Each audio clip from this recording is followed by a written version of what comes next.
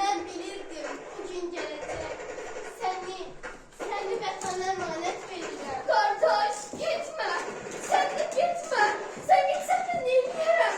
Ana sensiz necə yaşayar? Bacı, əgər mən bugün getməsəm, sən sabah azad olmayacaqsan.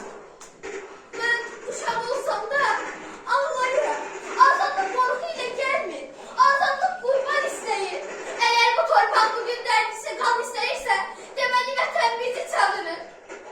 Ama kayıt kartal. Ya da adını tarihe yazdır.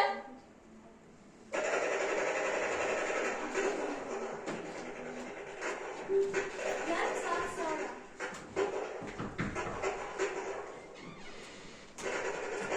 Balcanın evde değil. Balcanın evde değil. Ana, kimse seni sanmıyor. Sağ ol, vatan sağ ol. Biz elimize gidelim. Ama onu vatan burada şahit oldu.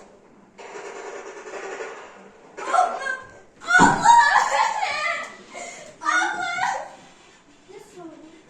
Kızım, sen artık şeref bahtsızlık yok. Yok yeter.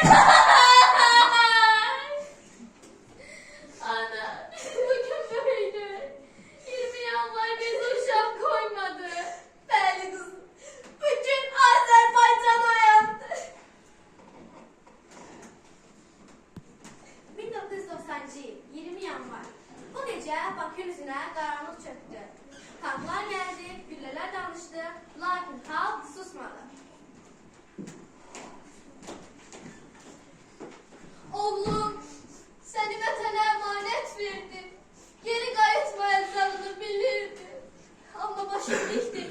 Çünkü sen vətən için öz canını verdin.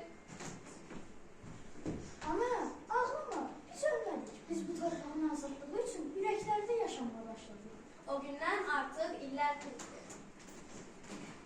Mən o günü görmədim, amma bilirəm. Bu bayraq sizin qanınızla ucalıb. Mən söz verirəm, vətəni həmişə qoruyacağam. Ey qəhrəman övladlarım, siz mənim qürurumsunuz.